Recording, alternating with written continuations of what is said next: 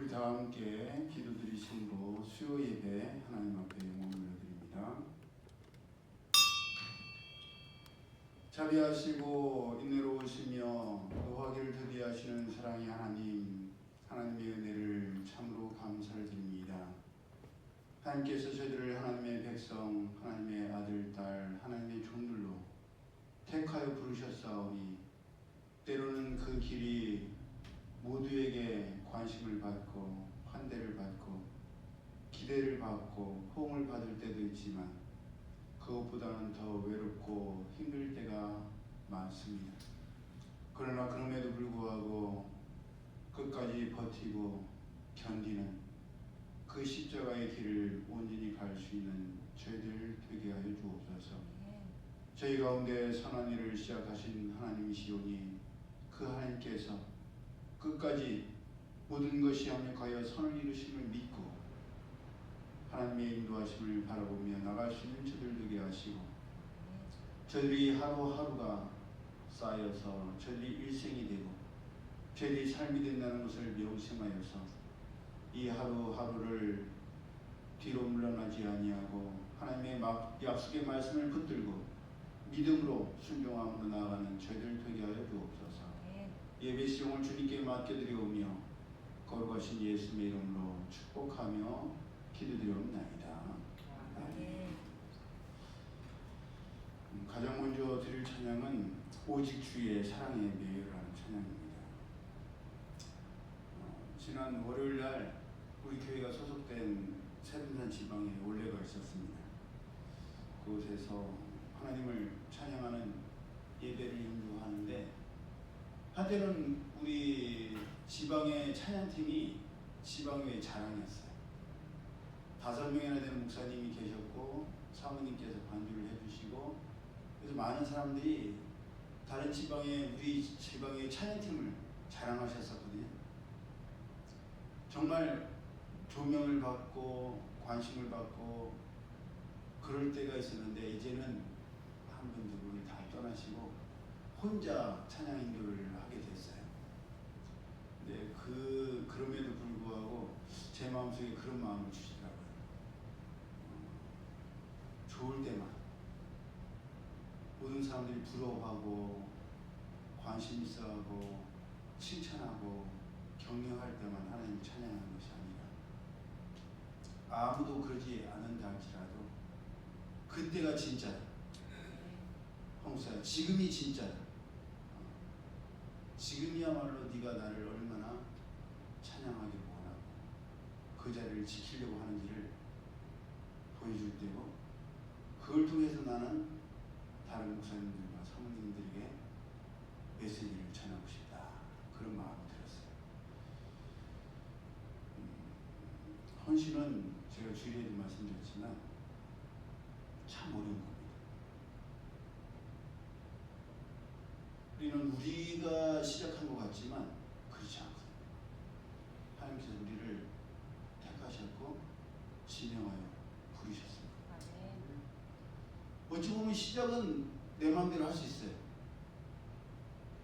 인간적으로 볼 때. 내가 마음 먹고 결심하면 뭐 하면 되지. 하지만 그 하나님의 부르심에 대한 무게와 책임감을 느끼면 그게 얼마나 큰지를 시간이 지나면 지날수록 더 뼈저리게 느끼게 되는 것 같습니다. 다른 건 없는 것 같아요. 하나님께서 저를 얼마나 사랑하는지를 알기 때문에 저도 하나님의 그 사랑에 어떻게든 보답하고 싶고 그래서 하나님을 찬양하게 되는 것 같습니다. 그런 마음으로 우리 함께 오직 주의 사랑에 매여 찬양합니다.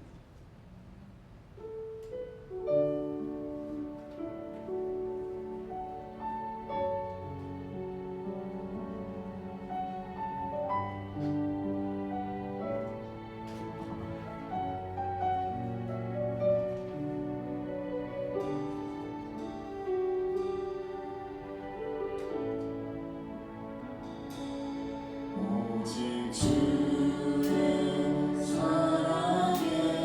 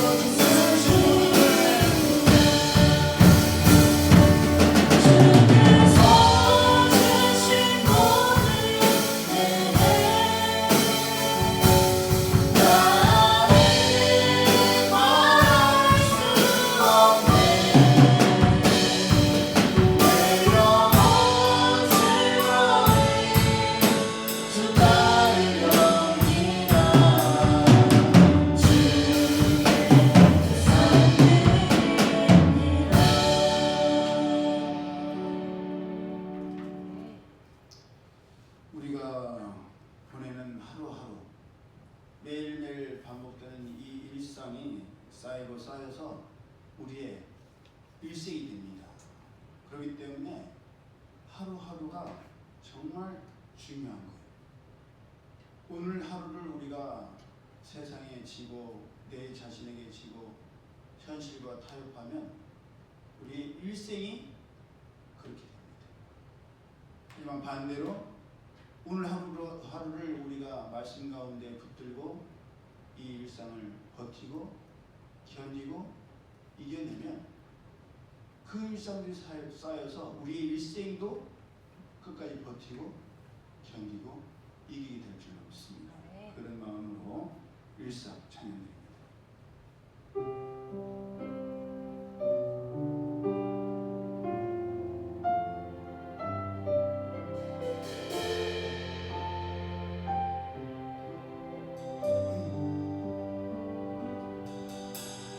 나를 보내사 서게 하신 곳 가장 귀한 곳이 바로 이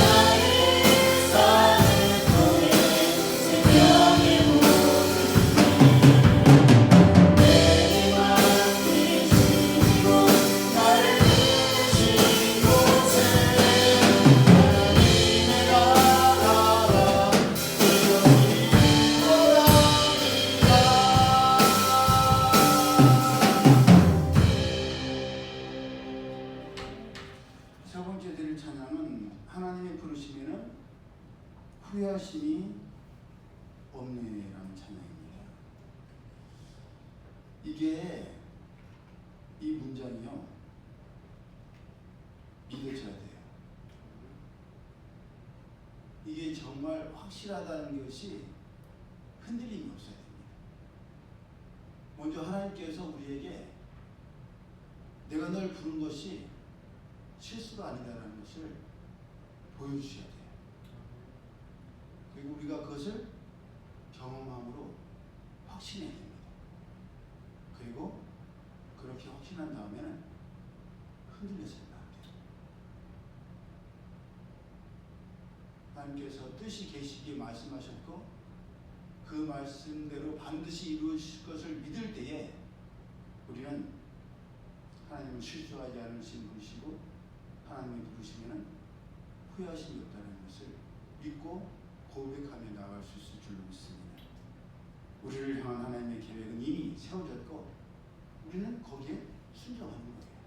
그렇게 부르심에 합당한 삶을 살아가는 우리가 되길 소망하면서 찬양드리겠습니다.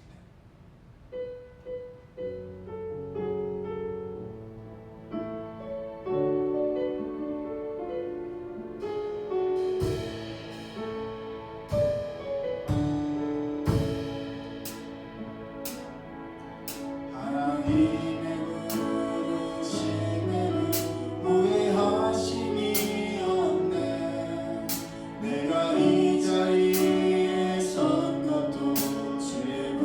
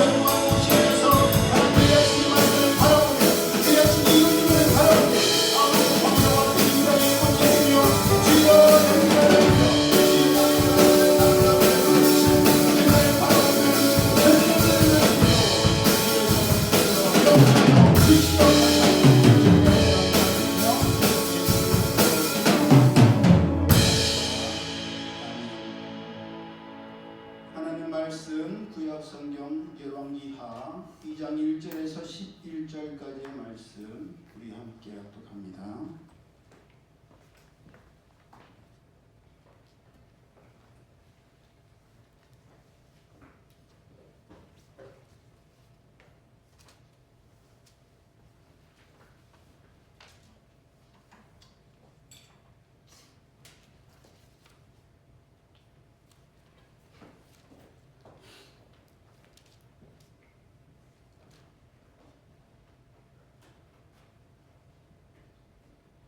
열왕기하 2장 1절에서 11절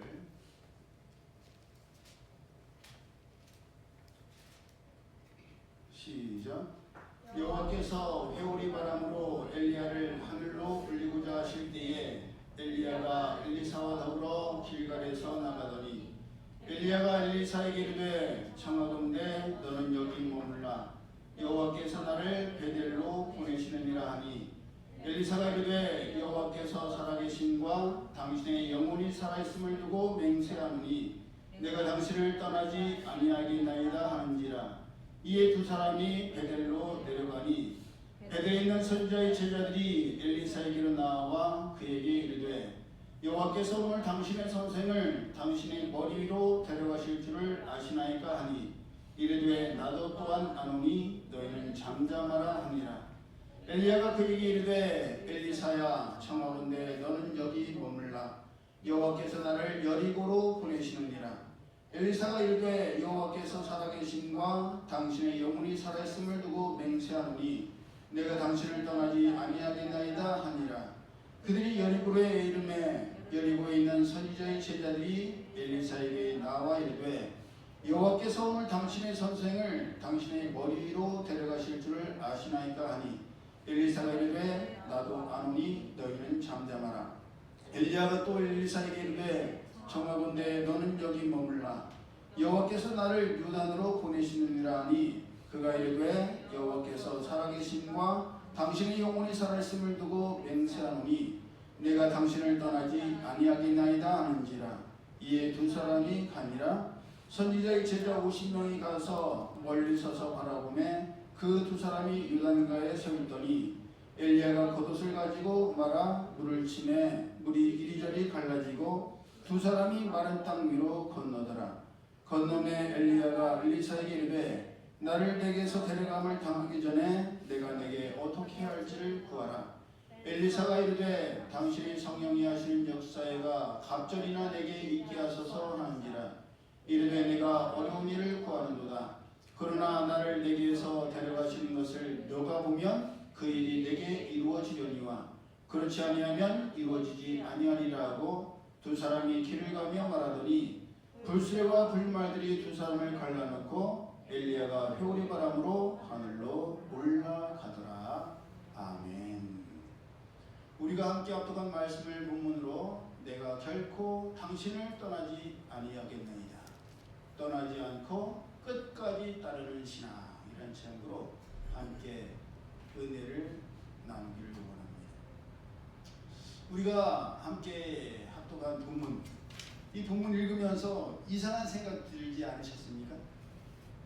저랑 동일한 궁금증이 있으셨던 분도 계실 것 같은데 한번 다시 한번 보세요. 우선 뭐를 물으려고 하실까? 엘리사를 계속 잠깐만요.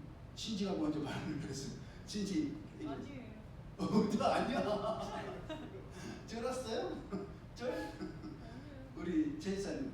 엘리야가 엘리사를 자꾸 두고 가려고 하는. 예, 그렇죠. 자꾸 뿌리치려고 하고 네. 엘리사는 계속 쫓으려고 하고. 예, 물론 그것도 맞아요. 제가 또 궁금한 게 있었어요. 회오리 바람으로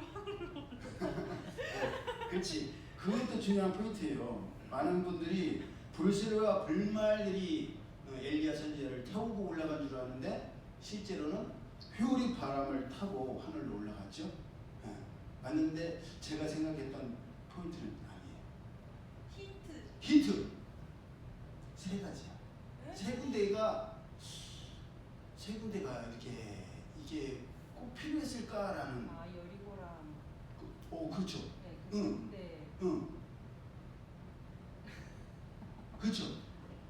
굳이 베델로 왜 가고 여리고를 왜 가고 유다를 왜 가냐고요. 아니 그렇게 세 군데를 다닐 정도면 이제 하나님께서 엘리야 선지자를 하늘로 데리고 올라가실 중요한 일을 앞두고 하게 하신 데는 그만큼 중요한 목적이 있을 거 아니에요. 이유가 있을 거 아니에요. 그 이유가 뭐겠어요? 엘리사가 끝까지 따라오나. 네? 엘리사가 끝까지 따라오나. 따라오나 안 오나. 맞아요. 그 포인트도 있어요. 거기에 이제 저도 그동안 그렇게 포인트를 맞추는데 오늘 설교를 준비하면서 또 다른 관점을 깨닫게 하시더라고요. 이 세 군데에 공통점이 있습니다. 베델, 여리고, 요단에 공통점이 있어요. 이걸 깨달으면 진짜 예리합니다. 이 세 군데의 공통점. 성경에 나와. 여기에 머물러. 네? 틀렸어요. 너희는 잠잠하라. 아니 왜? 너나 잠잠하라. 아세요? 뭐냐면요. 이 세 곳 다 선지자의 제자들이 있었다는 거예요. 베델과 여리고와 요단 세 군데가 다 선지자의 제자들이 있었어요. 그래서 3절에도 베델에 있는 선지자의 제자들이 엘리사에게 나와서 여호와께서 오늘 당신의 선생을 당신의 머리 위로 데려가실 줄을 아시나이까? 라고 물었고 5절에도 여리고에 있는 선지자의 제자들이 엘리사 선지자에게 나와서 여호와께서 오늘 당신의 선생을 당신의 머리 위로 데려가실 줄을 아시나이까? 라고 물었으며 7절 요단에 갔을 때에도 선지자의 제자 50명이 가서 멀리 서서 엘리야 선지자와 엘리사 선지자를 바라보고 있었습니다. 제가 여러 번 말씀드렸죠. 성경에서 이렇게 계속 반복되는 것은 강조하기 위함이에요. 그것도 3번이나 반복되는 것은 3세판 하나님께서 이거 정말 중요한 거다. 이렇게 3번이나 이상하잖아요. 막 똑같이 하잖아요. 엘리사 선지자가 다른 선지자의 제자들은 야 조용히 해. 나도 알아. 가만 쓰라고. 똑같이 말하잖아요. 굳이 이럴 이유가 어디 있겠어요. 그러니 베델, 여리고, 요단 엘리야 선지자가 하늘로 올리기 전에 거쳤던 모든 곳에는 선지자의 제자들이 있었습니다. 그리고 그들 모두는 하나님께서 엘리야 선지자를 하늘 위로 데려가실 것을 알고 있었어요.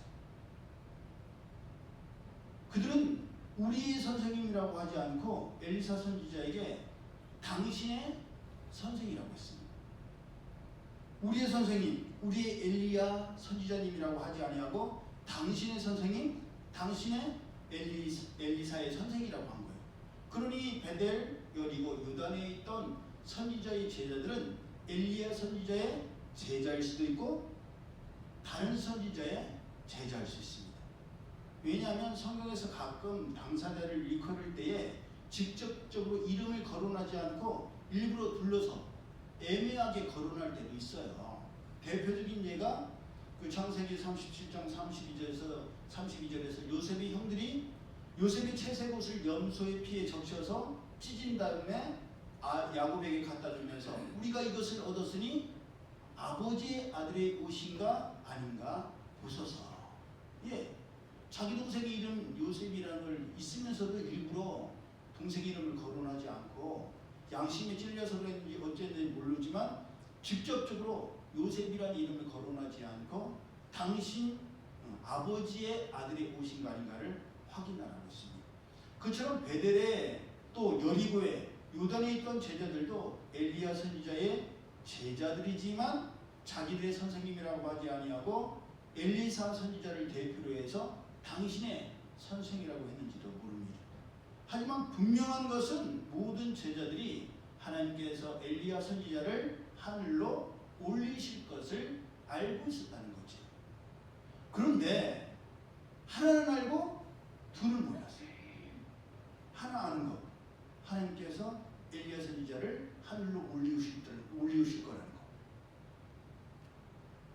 또 모르는 두 번째는 뭐예요? 하나님께서 엘리야 선지자를 책임지실 것이라는 것을 믿지 못했습니다.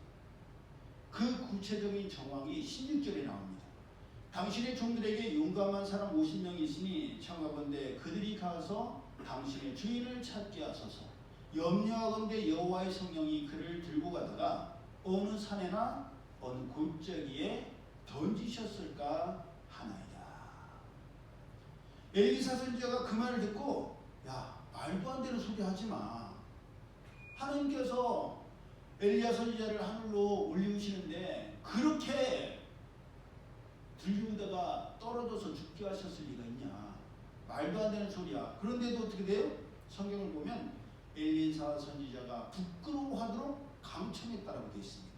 그래서 엘리사 선지자가 어쩔 수 없이 그래 니네가 그렇게까지 하고 싶으면 해 라고 되어 있는데, 여기서 사용된 강청하다라는 이 단어는 사무엘상 15장 23절에 이는 거역하는 것은 사술의 죄와 같고 완고한 것은 사실 우상에게 절하는 죄와 같다라고 했을 때 완고하다라는 뜻과 같은 단어였습니다. 그러니 그 선지자의 제자들이 얼마나 강하게 고집했는지를 알 수 있는 부분인 거예요. 아니 엘리사 선지자가 됐다고 안 가봐도 된다고 하는데 막 야 그만 좀 해. 아 그만큼 얘기했으면 됐잖아. 그러는데도 아 가게 해주세요. 막 밀어붙이는 거예요. 그러니까 엘리사 선지자가 야 갈 필요 없다고 그렇게 얘기를 해도 못 믿겠냐. 그래 니네가 하고 싶으면 정해. 그 정도로 선지자의 제자들인데도 불구하고 하나님에 대한 신뢰와 믿음이 적었고 약했다는 것이에요. 하나님께서 하늘로 올리실 것은 알았지만 그 이후에도 책임지실 것이라는 것에 대한 신뢰와 믿음은 없었거나 약했다는 겁니다. 여러분 오늘 예배드리는 우리는 어떻습니까? 하나님께서 마르다와 마리아를 통해서 예수님께서 말씀하신 것처럼 마르다가 예 주님 마지막 날에 다시 살리실 것을 믿습니다. 거기까지는 우리가 믿잖아요 다. 근데 그 다음을 믿지 못했다는 거죠. 죽은 지 벌써 나흘이나 되는데 썩은 냄새가 나는데 어떻게 무덤을 막고 있는 돌을 치우라고 하십니까? 라고 했던 것처럼 우리도 결국은 마지막 날에 하늘로 올리우게 하실 것이라는 것은 믿지요? 예, 여기에 대한 믿음은 저마다 다 있을 거예요. 하지만 하나님께서 결국은 우리를 책임지시겠지만 이 땅에서의 삶에 대해서는 몰라주시거나 나 몰라라 하지는 않으십니까? 내가 무슨 생각을 하고 있고 내가 무슨 행동을 하는지 하나님께서는 모르시거나 알면서도 외면하시는 것이 아닌가, 그런 생각이 있지는 않으십니까? 그렇지 않다면 여러분 우리가 하나님께서는 내 모든 생각과 내 모든 삶과 내 가는 모든 길을 다 아시고 내가 아무리 많은 길을 계획을 세울지라도 그 걸음을 인도하시는 분은 하나님이심을 믿는다면 어찌 누가 봐도 하나님을 믿지 않고 신뢰하지 않는 사람처럼 생각하고 보이게 하나님을 믿는 사람으로서 하지 말아야 할 말과 행동을 계속 하느냐 말입니다. 알고 있고 믿고 있고 신뢰하는 것이 있는가 하면 알고는 있으면서 믿지는 않거나 아예 믿지 못하는 것이 어찌 그렇게 나눌 수가 있습니까? 정말 하나님께서 하늘로 올리실 것을 알고 믿는다면 그 전이나 그 이후에 대해서도 하나님께서 책임지시고 이끄실 것이라는 것에 대한 신뢰와 믿음이 왜 우리에게 없느냐 말입니다. 그렇게 하나님께서는 엘리야 선지자를 그 자리에서 베델에서 바로 올리실 수도 있으셨고 여리고에서도 올리실 수가 있으셨고 또 요단에서도 올리실 수가 있으셨죠. 그런데도 그 자리에서 올리지 아니하시고 일부러 선지자의 제자들이 있는 베델로 가게 하시고 다시 여리고로 가게 하시고 요단으로 가게 하셨다라고 생각합니다. 여러분 그들은 일반 백성들이 아니었습니다. 선지자의 제자들이었습니다. 오늘날로 치면 뭐예요? 신학생들이고 목회 지망생들, 전도사들이에요. 사역자들이에요. 장차 선지자들이 될 사람들이요 이미 선지자의 반열에 서 있었던 사람들입니다. 장차 북이스라엘의 종교 지도자들이요 리더들이 될 사람들이었습니다. 그런 사람들이 하나님에 대해서 하나님의 인도하심과 책임지심에 대해서 확고한 신뢰와 믿음과 따름이 없다면 그들이 먹이고 그들이 이끌어야 될 일반 백성들은 어떻게 되겠어요? 맹인이 맹인을 인도하고 어디가 길인지 진리인지 모르는 사람들이 사망의 길로 인도하는 그런 꼴이 되고 말 겁니다. 그렇게 이것은 마치 예수님께서 마태복음 17장 17절을 통해서 아직도 알지 못하고 믿지 못하고 신뢰 못하는 믿음이 없고 패역한 세대여 내가 너희에 대하여 얼마나 오래 참고 얼마나 보여주고 얼마나 확신시켜줘야 너희가 믿겠느냐. 제자들에 대해서 한탄하셨던 것과 마찬가지의 말씀입니다. 예수님께서도 이 엘리야 선지자를 승천할 때 하늘로 올리실 때의 광경처럼 부활하셔서 바로 승천하실 수 있으셨죠. 그런데 어떻게 됐어요? 제자들에게 제일 먼저 어디서 만나자고 하세요?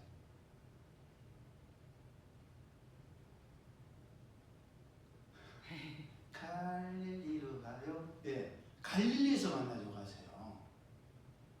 그래서 제자들이 갈릴리로 가잖아요. 거기서 예수님을 만나. 그리고 나서 거기서 승천하셨어요? 아니에요. 또 예루살렘에서 보자고 하죠. 예루살렘에 갔더니 예루살렘에서 강남산 기도하셨던 것, 습관을 쫓아. 예, 거기에서 하늘로 승천하셨습니다. 그러시면서 도마에게 뭐라고 하세요? 너는 어찌 봐야만 믿느냐.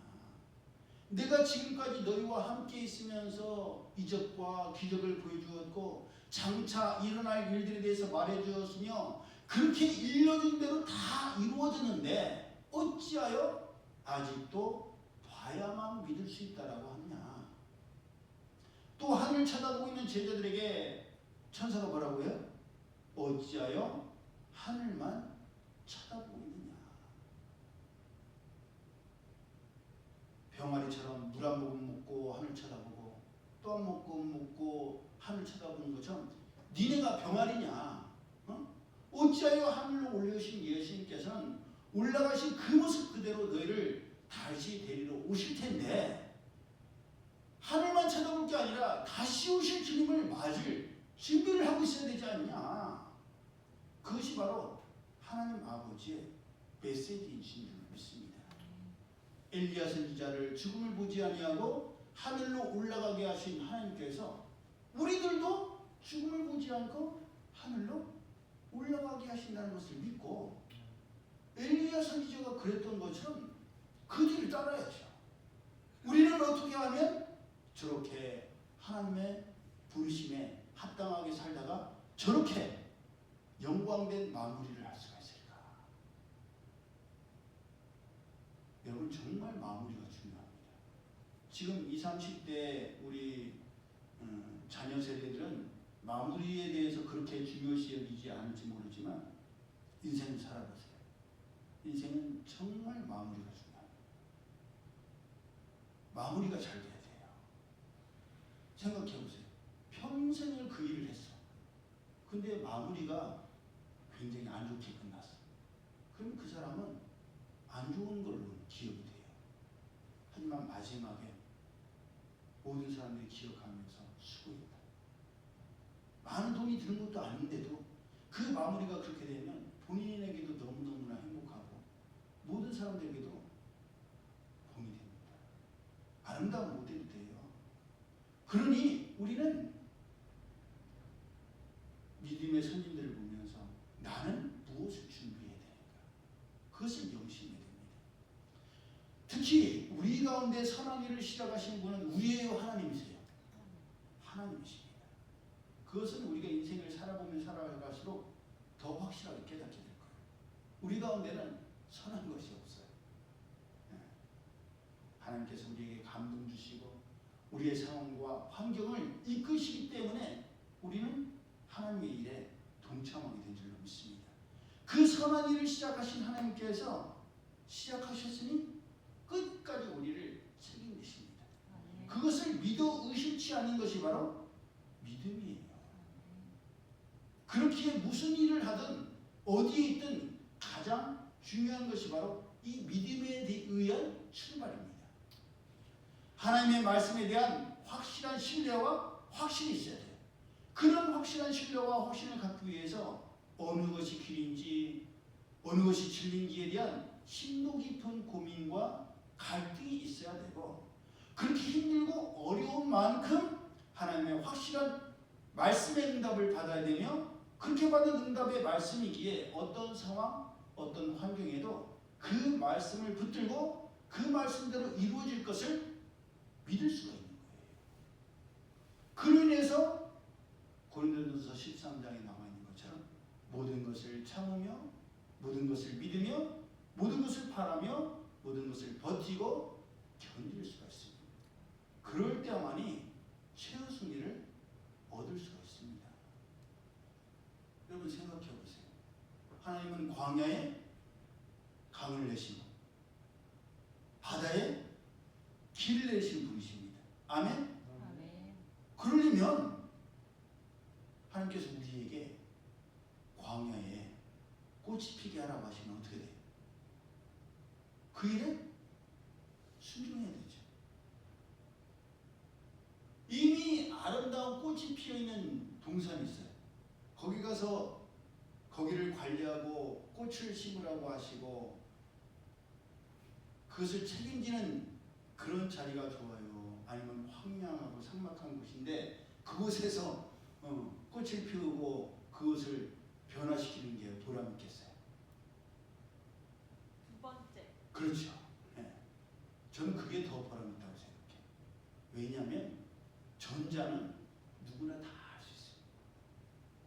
이미 아름답게 조성된 곳에 가서 그냥 그거를 유지하는 것은 누구나 다 할 수 있어요. 근데 정말 믿음이 필요하고 인내가 필요하고 충성이 필요하고 헌신이 필요하고 희생이 섬김이 필요한 것은 광야를 꽃이 피게 되는 곳이에요. 꽃이 피는 그런 곳으로 만드는 것이 정말 믿음이고 순종이고 희생이고 섬김이신 줄 믿습니다.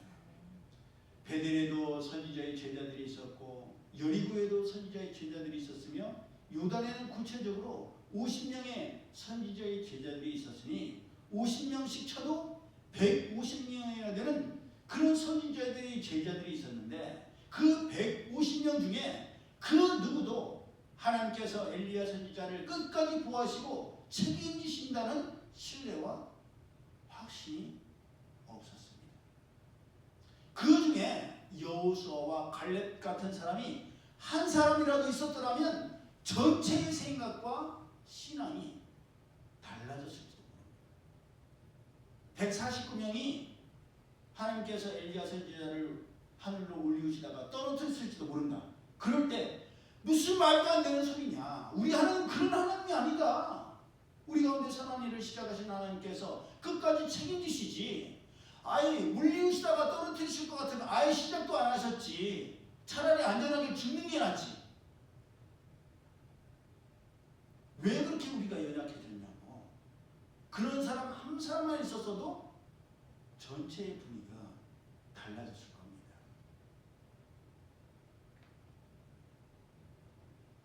사도행전 1장 11절에서 흰옷 입은 두 사람이 하늘을 쳐다보고 있는 제자들에게 갈릴리 사람들아 어찌하여 서서 하늘을 쳐다보느냐. 너희 가운데에서 하늘로 올리우신 이 예수는 하늘로 가심을 본 그대로 오시리라 했던 것처럼 우리는요 이미 올라간 예수님을 끝없이 바라보고 동경하는 것이 아니라 다시 오실 예수님을 맞이할 준비를 해야 됩니다. 그 준비를 하는 침례 요한과 같이 회개의 복음을 외쳐야 되고 회개에 합당한 열매를 맺기에 힘쓰는 우리가 되어야 할 줄로 믿습니다. 아멘. 그렇게 예수님께서도 마태복음 24장 37절 이하를 통해서 노아의 때와 같이 인자의 임함도 그러하리라. 홍수전에 노아가 방주에 들어가는 날까지 사람들이 먹고 마시고 장가들고 시집가고 있으면서 홍수가 나서 저희를 다 멸하기까지 깨닫지 못하였으니 인자의 임함도 이와 같으리라. 그때에 두 사람이 밭에 있음에 하나는 데려감을 당하고 하나는 버려둠을 당할 것이요 두 여자가 매를 갈고 있음에 하나는 데려감을 당하고 하나는 버려둠을 당할 것이니라. 그러므로 보아라 깨어 있으라. 어느 날 너희 주가 임하는지 너희가 알지 못함이니라. 너희도 아는 바니 만일 집주인이 도적이 어느 경점에 이를 줄을 알았다면 깨어 있어 그 집을 뚫지 못하게 하였으리라. 정성되고 지혜 있는 종이 되어 주인에게 그 집 사람들을 맡아 때를 따라 양식을 나눠줄 자가 누구뇨? 주인이 올 때에 그 종이 이렇게 하는 것을 보면 그 종이 복이 있으리로다. 내가 진실로 너희에게 이르노니 주인이 그 모든 소유를 저에게 맡기리라. 예, 우리가 드렸던 찬양처럼 오늘 우리가 보내고 오늘 살아간 우리의 매일의 일상이 마지막 때 우리들의 모습입니다.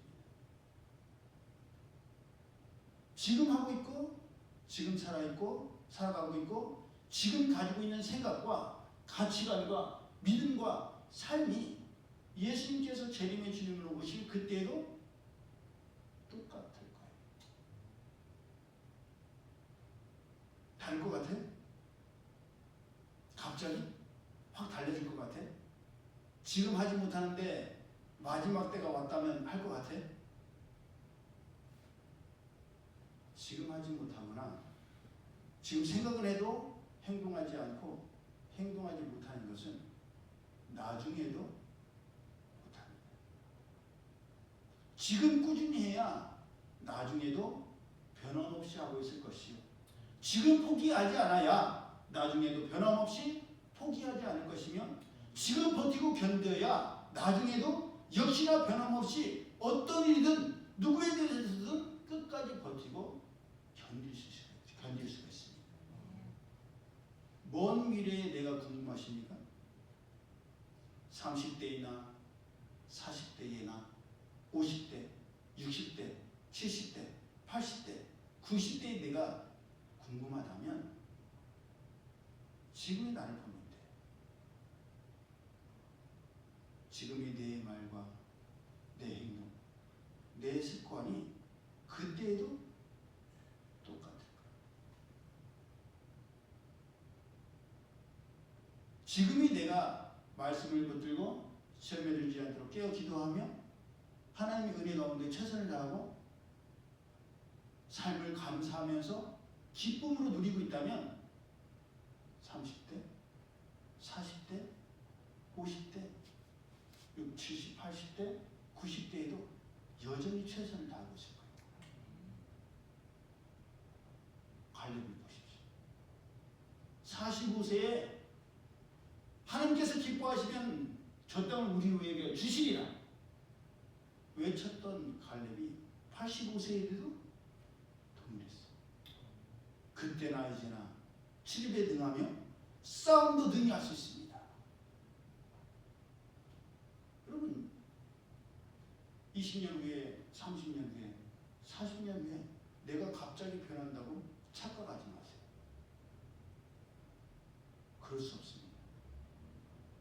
지금의 삶에 최선을 다할 때 나중에도 최선을 다할 수가 있습니다. 그래서 지금 해야 되는 거예요. 지금 믿어야 되고 지금 믿는 대로 행동해야 되고 지금 믿음대로 순종해야 합니다. 지금은 못하지만 나중에는 하게 될 것이라는 감언 이설에 넘어가지 마십시오. 지금은 이렇지만 점점 나아질 것이라는 것에 대해서 위안 삼고 타협하지 마십시오. 물론 그럴 수 있어요. 정말 그럴 수 있습니다. 시간이 지날수록 더 좋아질 수도 있어요.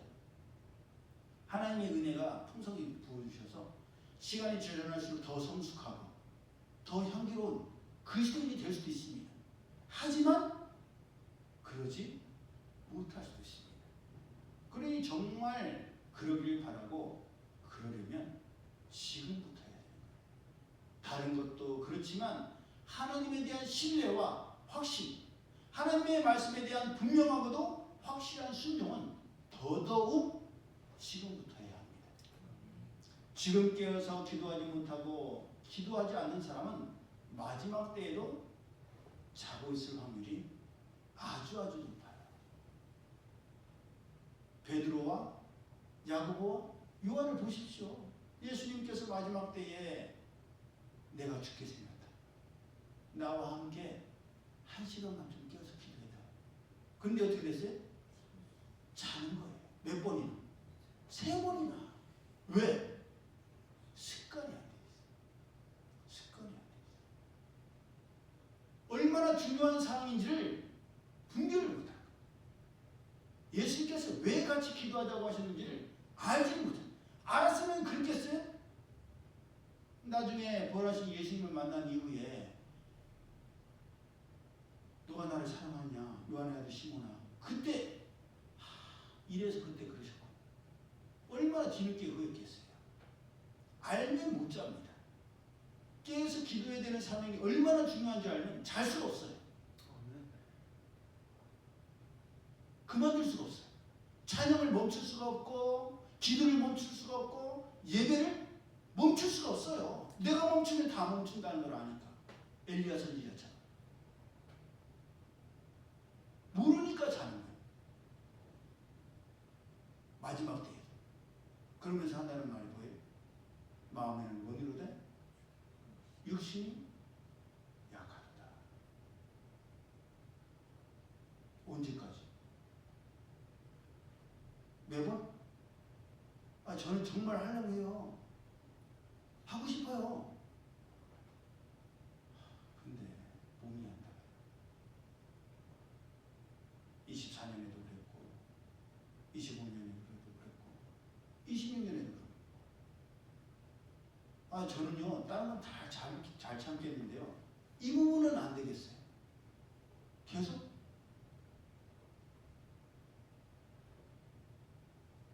그러다가 그렇게 살다가 그렇게 죽기에는 너무 아깝지 않습니까?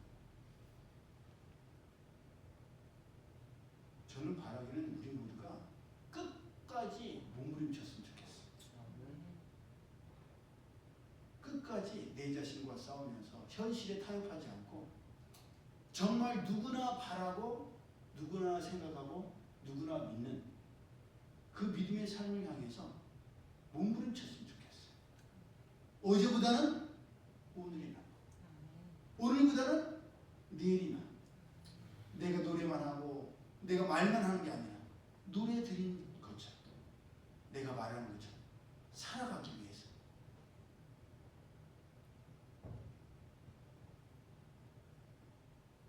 물론 이후에 좋아져서 깨어 기도드린다면 이보다 더 좋을 수는 없죠. 지금 주인이 맡기신 양들을 위해서 때를 따라 영의 양식을 준비해서 먹이는 종은 어느 날 갑자기 주인이 방문해도 똑같이 하고 있을 거예요. 여전히 양식을 준비하고 먹이고 그럴 테지만 게으르고 나태한 종은 어떻게 돼요? 갑자기 주인이 방문하면 놀라고 당황해서 제가요 지금까지 진짜 잘했거든요. 열심히 했어요. 근데 오늘만 이런 거예요. 오늘만 늦잠 잤고 오늘만 밥 안 했고 오늘만 그냥 인스턴트로 라면 끓여주는 거예요. 그 변명이 통하지 않아요. 오늘 갑자기 주님이 오셨는데 허기찬 목사야 설교 준비됐냐? 이번 주 좀 바빠갖고요. 그냥 작년에 했던 거 본문에서 했어요. 너 같으면 작년 거 못 믿어? 작년에 먹었던 거 냉동실에 넣어놨다가 1년 뒤에 해동해서 먹어요? 안 먹죠. 목회자들 그게 있어요. 말씀을 준비하지 못하면 밤새 기도해요.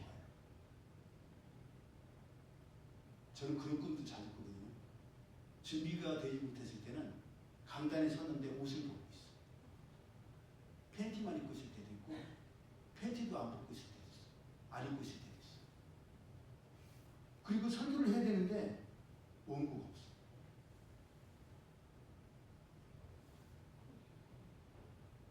그것만큼 부끄럽고 창피하고 괴로운 일이 어디 있겠어요.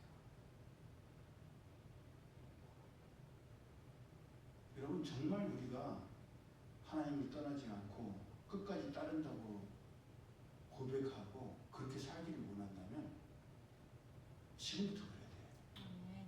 지금부터. 어느 정도인 줄 아세요? 아까 말씀하신 것처럼 엘리야 선지자는 따라오려고 하는 엘리사를 계속 물리쳤어요. 뿌리쳤어요. 베델로 가니까 야, 따라오지 마. 여리고로 가니까 또 따라가는데 따라오지 말라고. 유다로 가니까 또 야 오지 말라는데 왜 자꾸 따라와. 어느 정도까지 내가 쫓아가는 분이 오지 말라고 해도 현지야 나 혼자 갈 거니까 오지 마. 아니에요. 저는 끝까지 따를 거예요. 여러분 그게 진짜 충성이에요. 그게 분명한 거예요. 심지어 내가 쫓아갈 분이 따라오지 말라는데도 왜? 내 속에 확신이 있는 거예요. 쫓아오지 말라고 하셔도 나는 이미 끝까지 쫓아갈 거를 결심한 거예요. 주님이 야 그만 따라와. 너 충분히 해서 그만하면 됐어. 아니에요. 주님 무슨 말씀이에요. 저는 끝까지 주님 따를 거예요. 제 목숨이 다할 때까지 진짜 주님 따를 거예요. 말만? 아니에요. 주님이 가시는 곳이면 끝까지 가는 거예요. 끝까지. 그런 사람이 있잖아요. 실제로 마가복음 7장 20절을 보면 24절을 보면 수로보니게 여인이 나옵니다. 이 여인에게 사랑하는 딸이 있는데 더러운 귀신이 들렸어요. 그래서 이 딸을 낫게 하기 위해서 예수님을 찾아갔어요. 예수님께 간청했는데 예수님이 뭐라고 하세요? 내 자녀들에게 줄 걸 개에게 줄 수가 없다. 얼마나 수치스럽고 모욕적인 말이에요. 근데 이 얘는 뭐라고 해요? 네, 개들도 주의 상에 떨어지는 부스러기를 먹지 않습니까? 저에게 그 부스러기라도 주십시오. 왜? 이미 결심한 거예요. 예수님이 무슨 치욕적인 말을 하더라도 그거는 상관이 없어. 그건 나랑 상관없어. 내가 원하는 건 무조건 끝까지. 어느 때까지? 내 딸이 나을 때까지. 우리가 따르고 쫓는 것이 정말 분명하고 확실하다면 멈출 수 없습니다. 그만둘 수가 없어요. 바라기는 오늘 예배드리는 우리 모두가 엘리사 선지자가 됐으면 좋겠어요. 오지 마. 진짜 따라오지 마. 그것까지 얘기만 해도 됐어. 아니에요, 주님. 저는요, 끝까지 갈 거예요. 끝까지. 어느 때까지. 야곱이 축복할 때까지. 저는 축복받을 때까지 떠날 수가 없습니다. 예. 뼈가 황골되었고 절뚝발이가 장애인이 되는데도 안 놓는 거예요. 이야, 내가 너에게 줬다. 하나님께서 사람에게 줬다고 하시는 거예요. 그 정도 끈기 있어야 돼요, 여러분.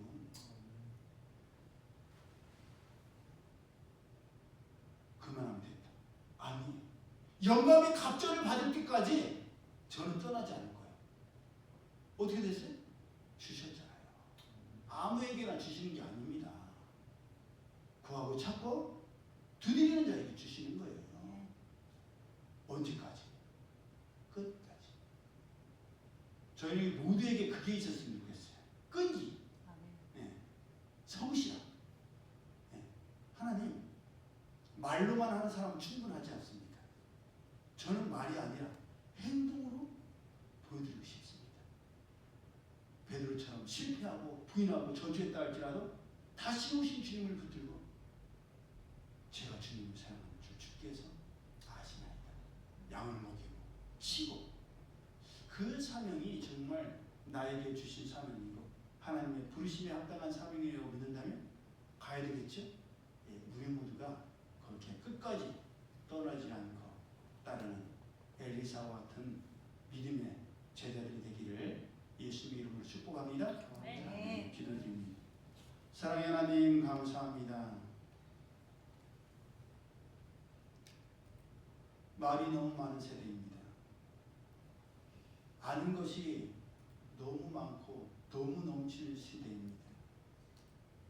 지식들로 가득 차서 말하는 걸 보면 나는 너무 모질한 것 같고 부족한 것 같고 할 수 없다라는 자괴감이 듭니다. 하지만 그렇기에 나는 말이 아닌 행함을 통해서 저희의 신앙과 저희의 믿음을 하나님 앞에 보여드리기를 원합니다. 힘들고 어렵지만 정말 저희들이 믿고 의지하는 하나님, 그 하나님께서 저희들을 하늘로 올리우실 것이며 올리우실 뿐만 아니라 땅에 떨어지지 않게 하시고 부서지지 않게 하시고 끝까지 책임지실 줄로 믿습니다. 그 믿음이 있을진데 의심하지 않게 하여 주옵소서. 돌아오지 않게 하여 주옵소서. 멈추지 않게 하여 주옵소서. 표대를 향하여서 영감의 갑절을 볼 때까지 결코 떠나지 않겠나이다. 하나님께서 축복하실 때까지 절대 놓지 않겠나이다. 그런 믿음의 사람들 되게 하여 주옵소서. 행함의 사람들 되게 하여 주옵소서. 이제는 우리 주 예수 그리스도의 은혜와 하나님 아버지의 그 크신 사랑하심과 성령님의 교통하심, 어떤 상황에도 어떤 환경에도 나를 이끄신 하나님께서 모든 것을 책임지실 것을 믿고 믿음으로 따르기를 원하는 이들 모두에게 이제부터 영원히 함께 하실지어다. 아멘.